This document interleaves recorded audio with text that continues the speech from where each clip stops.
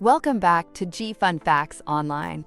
Today, we're diving deep into something you might not think about every day, but it's literally all over you: the ingredients in your personal care products. You're a pro at scanning food labels, right? But what about your shampoo, your lotion, your makeup? Lurking in those bottles and tubes could be a cocktail of preservatives, and some of them have some pretty serious health concerns, including links to cancer. Let's uncover what's really in your bathroom cabinet. First up, a big one: formaldehyde and something called formaldehyde-releasing preservatives, or FRPs. You've probably heard of formaldehyde. It's a known human carcinogen, recognized by top agencies. Scary stuff. And while sometimes it's added directly, it's often sneakily released over time by these FRPs. They're in tons of products: shampoos, liquid baby soaps, lotions, makeup. Their job? To stop bacteria and mold from throwing a party in water-based products. But here's the kicker: these FRPs release formaldehyde slowly and continuously, so even tiny amounts can add up with daily use. And get this, longer storage times and higher temperatures can actually increase the formaldehyde released. Think about that old bottle of lotion in your warm bathroom. Exposure can happen through your skin, by breathing it in, or even accidentally ingesting it. A recent study even showed that over half of Black and Latino women in an LA study were regularly using products with formaldehyde or FRPs. This is particularly concerning given previous research showing higher exposure in nail and hair products among these groups. So how do you spot these sneaky ingredients? They hide behind names like quaternium-15, DMDM-hydantoin, imidazolidinylurea, diazolidinylurea, polyoxymethylene-urea, sodium hydroxymethylglycinate, 2-bromo-2, nitropropane1, 3-diol, which you might see as bronopol, and glyoxal. And it's not just cancer. Formaldehyde is a notorious skin sensitizer, capable of causing contact dermatitis and irritation even at low concentrations. Inhalation can irritate your eyes, nose, and throat. While the European Union banned formaldehyde as a cosmetic ingredient in 2009 and requires warnings for FRPs, the US regulations are less stringent, though some states are starting to take action. Definitely something to watch out for. Next on our list, parabens. These are everywhere, in an estimated 70 to 90% of cosmetics. Moisturizers, sunscreens, shampoos, makeup, you name it. They're effective at stopping microbial growth. But the concern? Their chemical structure allows them to mimic estrogen in your body, classifying them as endocrine disruptors. Why is that bad? Well, elevated estrogen levels are linked to an increased risk of breast cancer. Scientists have even found parabens in human breast tumors. While a direct causal link from cosmetic use to breast cancer in humans is still debated, research suggests parabens can increase breast cell growth and potentially contribute to metastasis in lab studies. On labels, look for anything ending in paraben, such as methylparaben, ethylparaben, propylparaben, butylparaben, isopropylparaben, or isobutylparaben. And there's more. Methylparaben on your skin plus UV exposure could lead to skin damage and disrupt cell growth. Some parabens, like propyl and butylparabens, have also been shown to reduce sperm production and testosterone levels in animal studies, and maternal exposure has been linked to developmental issues in offspring. Plus, they can trigger skin irritation and allergic reactions.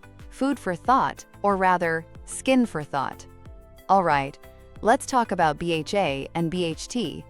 These are butylated hydroxyanisole and butylated hydroxytoluene, synthetic antioxidants used as preservatives in things like lip products, makeup, sunscreen, and creams. They stop oils and fats from going rancid. But here's the concern. The National Toxicology Program classifies BHA as reasonably anticipated to be a human carcinogen based on animal studies. The International Agency for Research on Cancer also notes limited evidence for BHA. California's Proposition 65 even requires warning labels for products containing BHA if they're used on the lips. While BHT isn't classified as a human carcinogen, some studies have linked it to liver and lung tumors in animals, and it can act as a tumor promoter in certain situations. So keep an eye out for BHA, or butylated hydroxyanazole, and BHT, or butylated hydroxytoluene, on labels. Beyond cancer, BHA is considered a human endocrine disruptor by the European Commission. BHA is also flagged as a high human health priority by Environment Canada, and animal studies have linked BHT to liver, kidney, thyroid, and lung problems.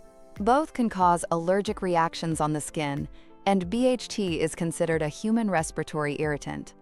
Now for something a bit different. Nitrosamines. These usually aren't added directly to your cosmetics.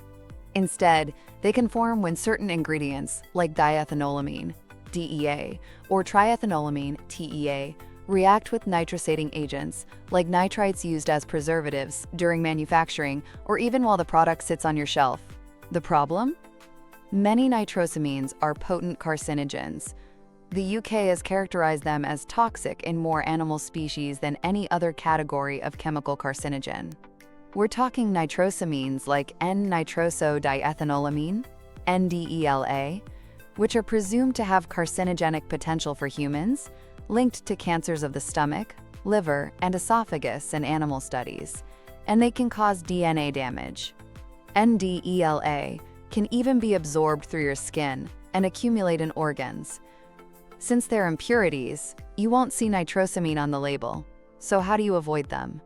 Steer clear of products with diethanolamine, DEA, triethanolamine, TEA, or ingredients with amine in the name, though not all amines will lead to harmful nitrosamines. Also, be careful if formaldehyde-releasing preservatives like Bronopol are mixed with amines, as this can lead to nitrosamine formation. The EU has strict limits on these, which is a step in the right direction. Okay, so that was a lot of heavy information. Feeling a bit overwhelmed? Don't be. Knowledge is power. So what can you actually do? First, become a label detective. Get familiar with these concerning preservative names. Don't just trust natural or organic claims. Read the full ingredient list. Second, simplify your routine. Using fewer products can reduce your overall exposure. Simple as that. Third, choose products from companies committed to safety. Some brands are more transparent and proactive about avoiding harmful chemicals. Look for certifications or clear statements.